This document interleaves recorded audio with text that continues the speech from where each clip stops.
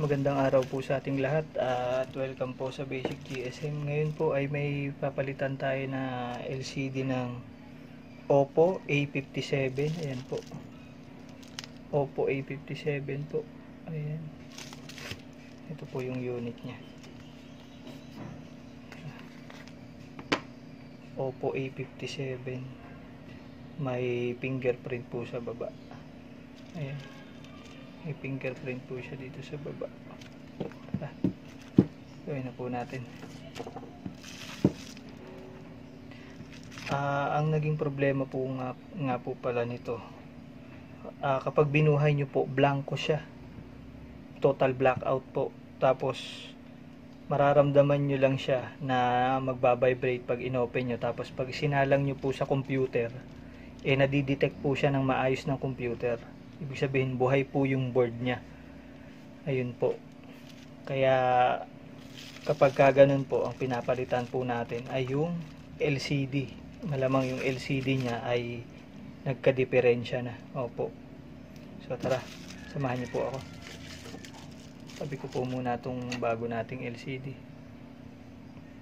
Tapos baklasin na po natin to. Okay. Tanggalin muna natin yung kanyang SIM tray. Ayan po. Ilagay natin sa gilid.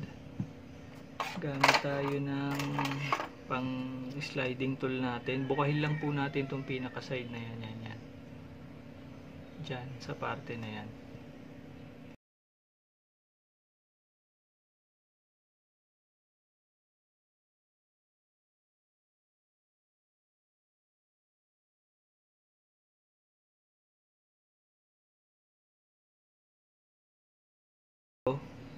Video natin kapag magpapalit po kayo ng LCD, para po dun sa mga nasa bahay, pwedeng hindi na po kayo gumastos. Bibili lang kayo sa online ng LCD.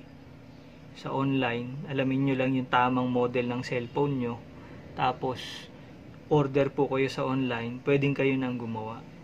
Tapos bibili rin po kayo ng adhesive na maliit lang para sa cellphone nyo. Meron pong nabibili nito na 50 ml lang. Ito po kasi ay yung sa akin ay 110 ml. Ayan po, 110 ml. Malaki po ang binili ko kasi marami po akong pinagagamitan.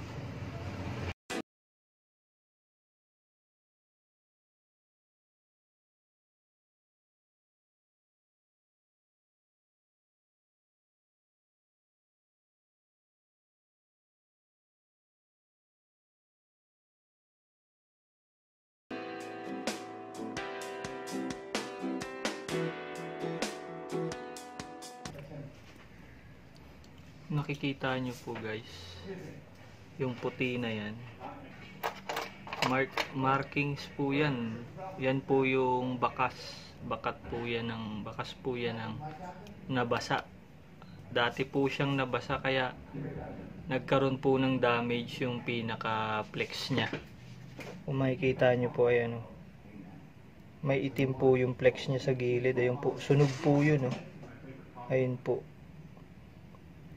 Kaya po nasira yung LCD, nasunog po yung pinaka connector nya. Ganon din po yung sa board, sunog din po. Pero hindi naman po naapektuhan yung board. Ayan po. Ayan. Ayan po. Ayan. Kaya papalitan po natin itong LCD. Tapos lilinisin na rin po natin yan.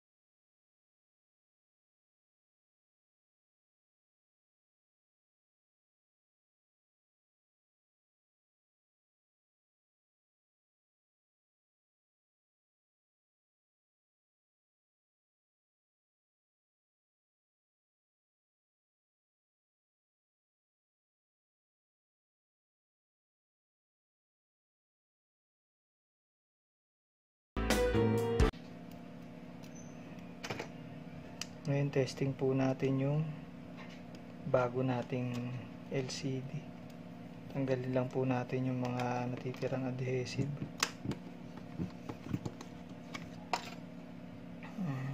Ayan po. Na-check na po natin kanina kung gumagana. Kaya checkin po ulit natin kung okay pa rin po. Ngayon, yan. Pasok po natin. Okay.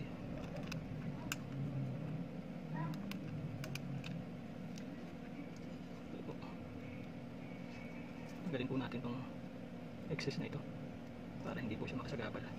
Then break po natin yung ating board, circuit board natin. Clip natin yung mga connector nya. Ayan po. Ayan. Check po natin yan. Ayan.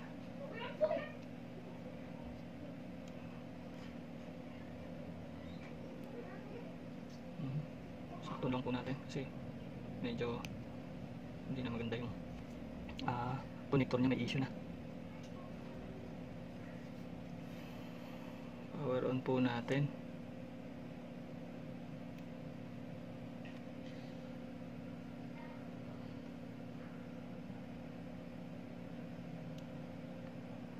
Okay, ayan po, lumabas na po. Opo. Okay.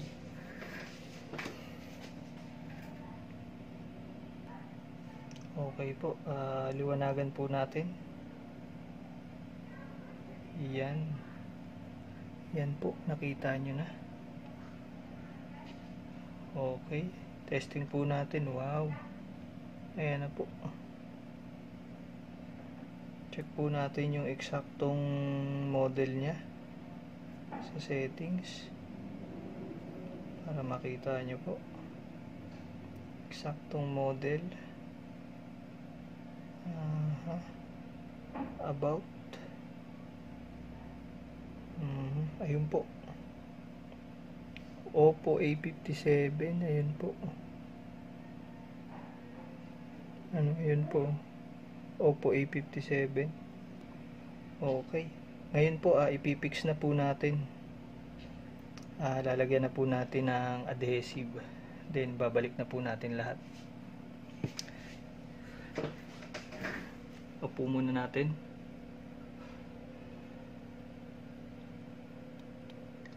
Okay. Detach lang po natin. Dapat natin i-detach.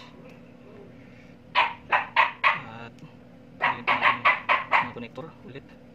Lahat po ng connector kasi aangat po ulit yung board para po mailagay natin ng maayos yung ayan.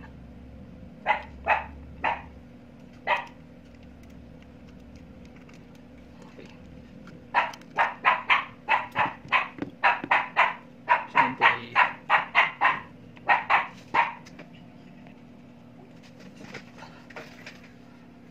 tuloy na po natin.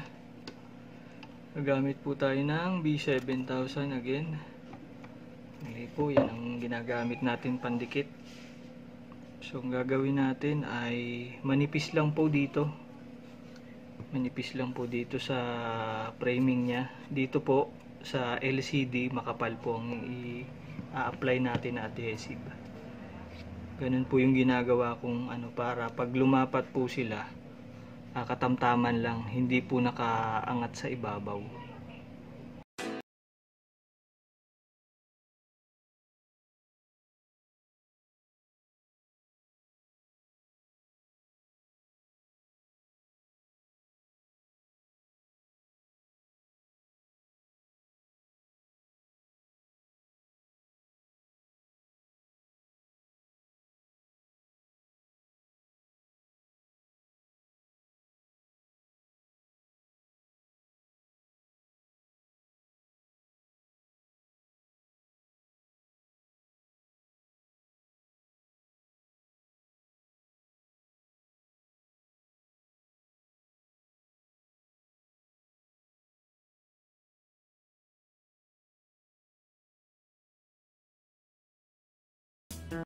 po.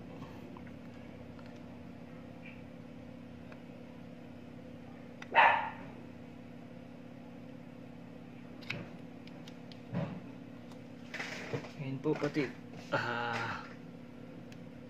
maghihintay po tayo ng 5 minutes or 10 to 10.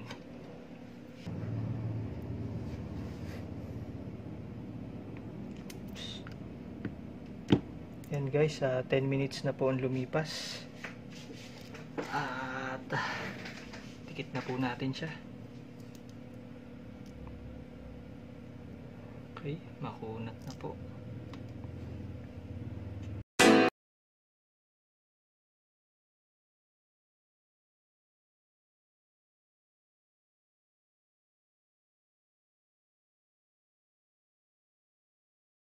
Sundan nyo lang po yung video para hindi na po kayo gagastos pa ng pagbabayad sa technician. Basta techie kayo, kayang-kaya nyo to. Bibili lang kayo ng mga, magpo-provide lang kayo ng mga tools na kailangan nyo, lalo na to madali lang maghanap nitong mga ganitong klase ng plastic. Tapos ito mura lang po yan, lighter fluid. Mabibili nyo po yan sa mga 20, 20, 30 at iba pa. Doon nyo po mabibili yan, marami po yan doon. Tapos mag-provide po kayo ng tools na yan, tsaka ito po, meron pong nabibiling ganito, isang set na po yan para sa LCD. LCD tools yan, isang set na po yun. Pag binili nyo, siguro mga 200 to 300 pesos lang po yun.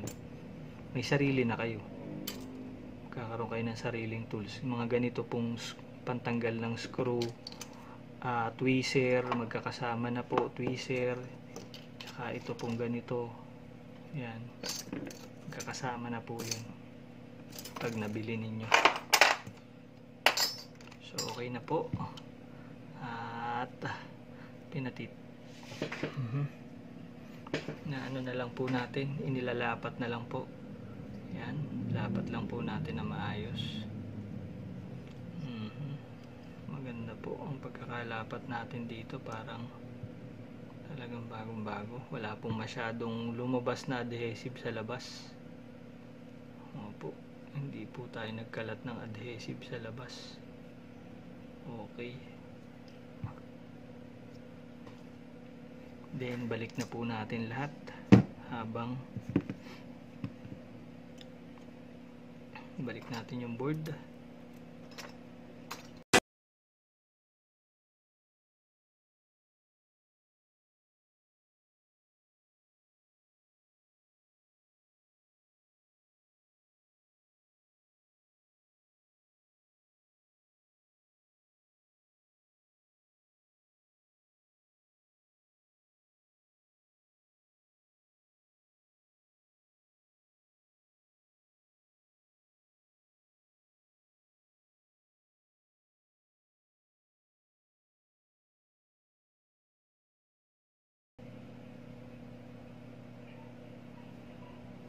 Ayan po, lumabas na. Thank you Lord, success po.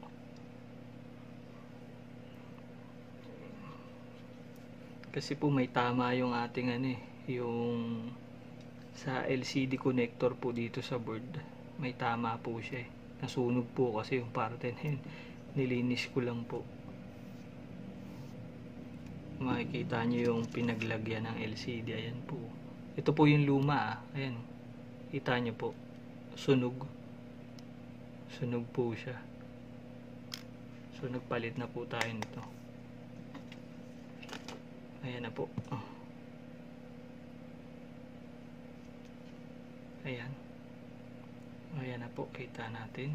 Okay na po. Okay, wala na po tayong naging problema. Ganun lang po ang paglalagay natin ng LCD, pagpapalit po ng LCD ng A57 po, Oppo A57. medyo lumang model na to kasi matagal na nga po ito. So at least magkaroon lang kayo ng guide kung may mga ganito pa po kayong unit. So dito na po nagtatapos yung ating video, at nawa po ay may nakuha po kayong tips kung paano po gawin o kung paano magpalit po ng LCD. Kaya maraming salamat po sa inyo, at sana po ay